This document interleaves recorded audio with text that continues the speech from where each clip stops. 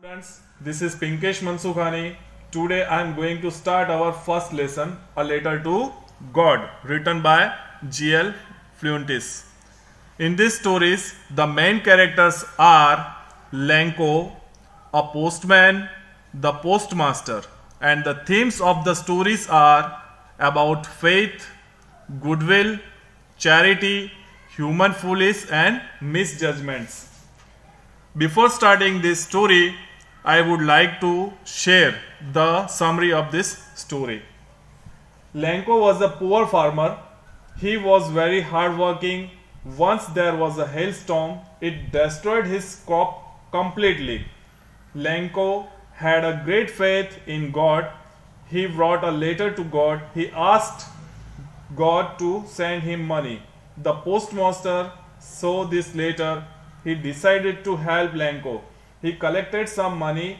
He put inside an envelope. Lenko came to the post office to check his mail. The post office people gave him envelope. Lenko opened the envelope. He took out the money and counted it. He found that it was less than he had asked for.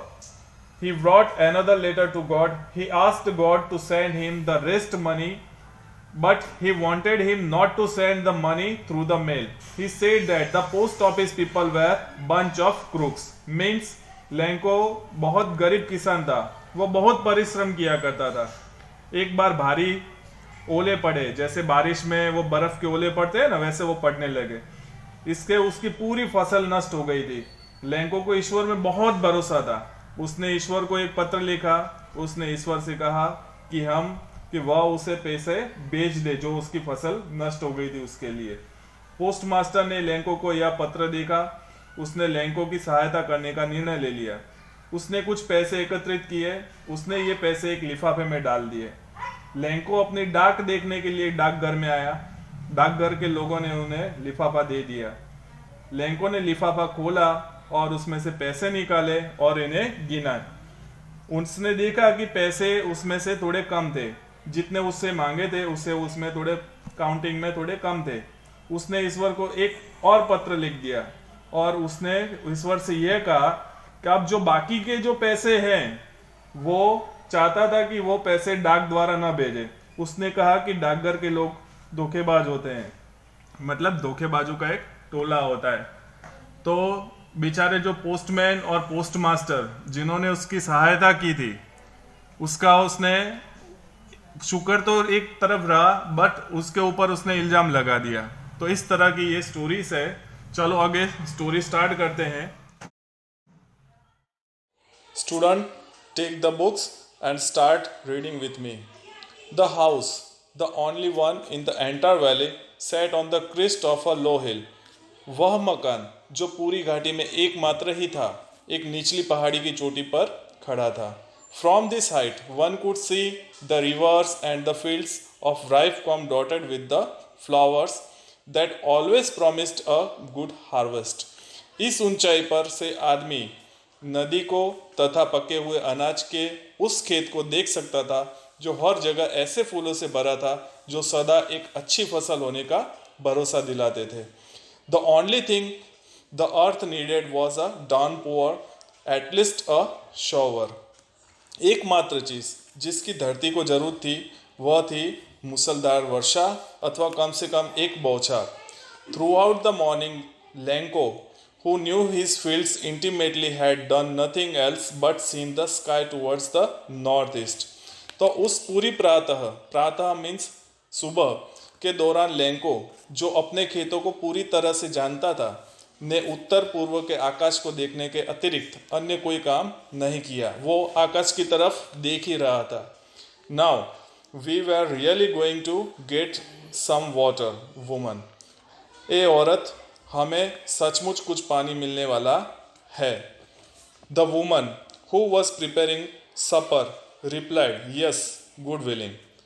उस औरत जो शाम का जो भोजन तैयार करते हैं, जिसको हम डिनर बोल रहे हैं, वो तैयार कर रही थी. उसने उत्तर दिया, हाँ, यदि ईश्वर की इच्छा हुई. The older boys where working in the fields. जो लड़के बड़े थे वे, while the smaller ones were playing. और जो छोटे थे वो घर के नज़दीक खेल रहे थे।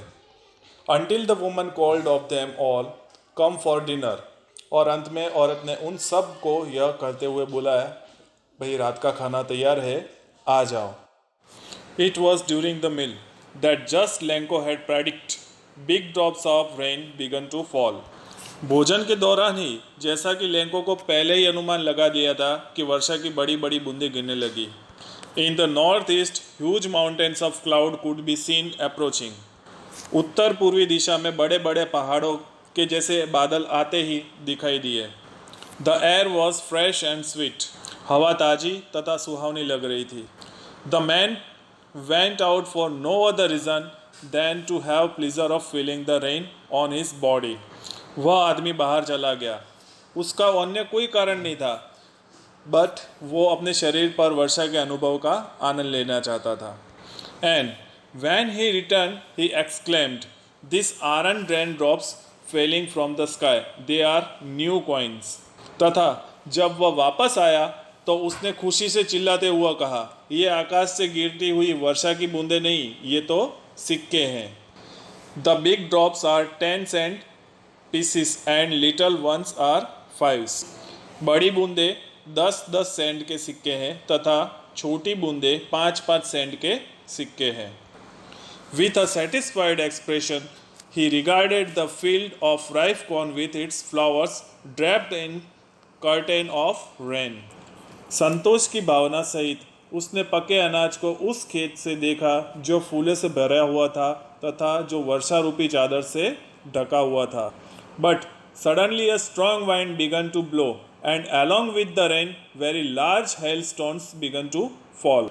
किंतु अचानक एक तेज हवा चलने लगी और वर्षा के साथ साथ बड़े बड़े ओले गिरने लगे। This truly did resemble new silver coins. ये सचमुच ही चांदी के नए सिक्कों के जैसे लगते थे। The boys exposing themselves to rain ran out to collect the frozen pearls. वर्षा में भीगने की परवाह न करते हुए लड़के उनमें जमे हुए मोतियों को इकट्ठा करने के लिए बाहर को भाग लिए। मोती मतलब जो बारिश के जो ओले पड़े थे वो इकट्ठा करने के लिए वो बच्चे बाहर निकल गए। It's really getting bad now, exclaimed the man. I hope it passes quickly. It did not pass quickly. अब मौसम सचमुच खराब होता जा रहा था। लेंको दुखी होते कहा, मुझे आशा है कि यह ओले पड़ना शीघ्र ही समाप्त हो जाएगा। For an hour the hail ruined the house, the garden, the hill side, the cornfield on the whole valley. किंतु यह शीघ्र समाप्त न हुआ। लगातार 1 घंटा भर ओले बरसते रहे। घर के ऊपर, बाग में, पहाड़ी की ढलान पर, अनाज के खेत में और पूरी घाड़ी के ऊपर। The field was white as if covered with salt. खेत सफ़ेद हो गया, मानो यह नमक से ढका हुआ हो गया हो। Not a leaf remained on the trees. पेड़ों के ऊपर एक भी पत्ता न रहा। The corn was totally destroyed. अनाज पूरी तरह से नष्ट हो गया। The flowers were gone from the plants. पौधों पर से फूल भी जाते रहे। Lencho's soul was filled with sadness. Lencho की आत्मा उदासी से भर गई। When the storm has passed, he stood in the middle of the field and said his sons, a plague of locusts would have left more than this. जब तूफान समाप्त हो गया तो वो खेत के मध्य में जाके खड़ा हुआ और अपने बेटों से कहने लगा, एक बड़ा टिड्डा, जैसे वो अभी टिड्डियाँ चल रही है उस तरह के कोई भी एक जीव होता है, पंखदार कीड़े बोलते हैं उसको, वो भी उसका जो दल होता है वो जैसे कुछ छोड़ के जाता है ना, शेष वैसे छोड़ जाते हैं, ऐसे वो ऐसा हो गया था उसका खेत। The hail has left nothing. इस वर्षा ने कुछ भी बाकी नहीं छोड़ा। This year we will have no corn. इस वर्ष हमारे पास अनाज नहीं होगा। The night was sorrowful one. वह रात एक दुख की रात थी। All our work for nothing. हमारी सब मेहनत बेकार गई है। There's no one who can help us. कोई नहीं है जो हमारी मदद कर सके। We will all go hungry this year. इस वर्ष हम सबको भूखे रहना होगा। But in the hearts of all who lived in the solitary house in the middle of the valley there was single hope, help from the God। किंतु उन सभी लोगों के दिलों में जो घाटी के मध्य उस एकमात्र घर में रह रहे थे, वहाँ एकमात्र आशा अभी भी थी, ईश्वर से मदद मिलेगी। Don't be so upset even though this seems like a total loss। इतना दुखी भी मत बनो यदि ऐसा लगता है कि सब लूट गया है, तब भी remember no one dies of hunger. याद रखो भूख से कोई नहीं मरता है। That is why they say no one dies of hunger. कहते तो ऐसा ही है, भूख से कोई नहीं मरता है, अर्थात ईश्वर किसी को भी भूख से नहीं मरने देता है। All through the night Lencho thought only his one hope, the help of God, whose eyes as he had been instructed see everything, even that is deep one's conscience। पूरी रात वह लैंको अपनी एकमात्र आशा के विषय में सोचता रहा, उस ईश्वर की सहायता के बारे में जिसकी आंखें, जैसे कि उसने सिखाया गया था, सब कुछ देखती है, उस चीज़ को भी जो मनुष्य के गहरे अंतर मन में होती है, जैसे कि अंतर मन की बात भी ईश्वर को दिखाई देती है, उसके बारे में सोचने लगा। Lencho was an ox of man working like an animal in the fields but still he knew how to write. Lencho बैल की भांति काम करने वाला व्यक्ति था, उसके बावजूद भी वो पशु की भांति काम करता था और उसके अलावा भी उसको लिखना आता था। The following Sunday at daybreak he began to write a letter which he himself would carry to town and place in the mail। अगले रविवार के दिन सुबह ही, जैसे ही सुबह हुए, उसने एक पत्र लिखा जिसे वो स्वयं नगर में लेके जाकर एक डाक घर में अपने आप डब्बे में डालना चाहता था। It was nothing less than a letter to God। यह पत्र ईश्वर के लिए गए पत्र से कोई कम नहीं था। God, he wrote, if you don't help me, my family and I will go hungry this year। प्रभु, उसने लिखा, यदि आप मेरी सहायता नहीं करेंगे तो मुझे तथा मेरे परिवार को इस वर्ष भूखे रहना होगा। I need 100 pesos in order to sow my field again and to live until the crops comes because the hailstorm। मुझे अपने खेतों को फिर से बोने के लिए, अपना गुजारा चलाने के लिए 100 पैसों की ज़रूरत है, जब तक कि अगली फसल नहीं आती, क्योंकि ओलों ने उसकी फसल बिगाड़ी थी। He wrote to God on the envelope, put the letter inside and still troubled went to town। ईश्वर को उसने लिफाफे पर ये शब्द लिखे और पत्र को इसके अंदर डाल दिया, तब भी अभी चिंतित सा हुआ नगर की तरफ चल दिया। At the post office he placed a stamp on the letter and dropped into the mail box. डाकघर पहुंचकर भी उसने पत्र पर टिकट लगाई और इस डाक वाले डिब्बे में डाल दिया। One of the employees who was a postman and also helped at the post office went to his boss laughingly and showed him the letter to God। कर्मचारियों में से एक व्यक्ति जो एक डाकिया था और उस डाकघर में काम भी उसने हाथ बटाया था, उस काम में खूब हंसता हुआ अपने अफसर के पास गया और उसे ईश्वर को लिखा गया वो पत्र दिखाया, जो लेंचो ने ईश्वर के नाम को पोस्ट किया था, वो लेटर उसने अपने बड़े ऑफिसर को दिखाया था। Never in his career as a postman had he know that the address. उसने अपने पूरे कैरियर के दौरान ऐसा पता कभी भी देखा न सुना था। Postman, a fat amiable fellow, also broke out laughing, but almost immediately he turn serious and tapped the letter on his desk, commented, what faith. Postmaster, जो मोटे शरीर वाला था, एक सद्भावनापूर्ण व्यक्ति था। उसकी भी हंसी छूट गई, किंतु लगभग जैसे ही वो हंसा वह गंभीर हो गया। और डेस्क के ऊपर वो टपटपाते हुए कहने लगा, कैसी आस्था है, मतलब कि कितना विश्वास है भगवान के ऊपर। I wish I had the faith of the man who wrote this letter. काश मुझ में भी उस व्यक्ति के जैसी ही आस्था होती भगवान के ऊपर जिसने ये पत्र लिखा है। Starting up correspondence with God. उसने तो ईश्वर के साथ ही पत्र व्यवहार करना शुरू कर दिया है। So in order not to shake the writer's faith in God, the postmaster came up with an idea, answer the letter. ताकि उस लेखक का ईश्वर में से विश्वास न डगमगाए, पोस्टमास्टर को एक विचार सूझा, इस पत्र का उत्तर देना चाहिए। But when he opened it, it was evident that to answer it he needed something more than goodwill, ink and paper. परंतु जब उसने वो लिफाफा खोला तो स्पष्ट हो गया कि इसका उत्तर देने के लिए उसे सद्भावना, कागज और स्याही के अतिरिक्त किसी अन्य चीज की भी जरूरत पड़नी थी। But he stuck to his resolution. He asked for money from his employees. He himself gave a part of his salary and several friends of his were obliged to give something for an act of charity. परंतु वह अपने निश्चय पर डटा रहा। उसने अपने कर्मचारियों से पैसे मांगे, खुद की भी जो सैलरी थी वेतन में से कुछ भाग दिया, उसके अलावा उस मित्रगण जो फ्रेंड्स बोलते हैं उसके पुण्य काम के लिए कुछ ना कुछ योगदान करने के बाध्य हो गए। सब साथ में मिलकर उन्होंने उसके लिए पैसा देने के लिए तैयार हो गए।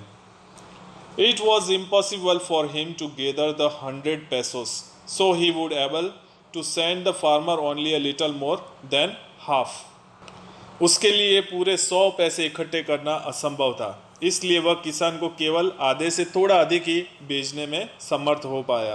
पूरे पैसे का इंतजाम नहीं हुआ, बट जो आधे से थोड़े ज़्यादा जितने भी इकट्ठा हुए वो उसको देने के लिए वो समर्थ हो गया। He put the money in the envelope address to Lencho and with it a letter containing only a single words as a signature, God.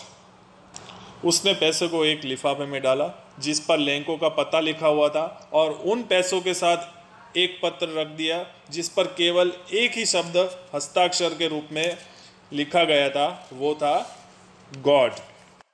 The following Sunday Lencho came a bit earlier than usual to ask if there was a letter for him. अगले रविवार को लैंको जो सुबह हुए उससे कुछ समय पहले ही वहाँ पे पहुँच गया, यह पूछने के लिए कि क्या उसके लिए कोई पत्र आया था। It was the postman himself who handed the letter to him, while the postmaster experiencing the contentment of a man who has performed a good deed looked on from the of his office. वह स्वयं ही डाकिया ही था जिसने उसे पत्र दिया, जबकि postmaster ने अपने दफ्तर में से देख रहा था ऐसे व्यक्ति का संतोष अनुभव करते हुए जिसने कोई अच्छा काम किया हो। वो सोच रहा था कि उसने उसकी मदद की और उसने उस बात के लिए बहुत संतोष मान रहा था कि भाई मैंने इसका काम कर दिया है। इसी हिसाब से वो अपने दफ्तर से उसको बाहर से देख रहा था।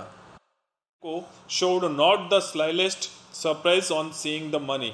Such was his confidence. But he became angry when he counted the money.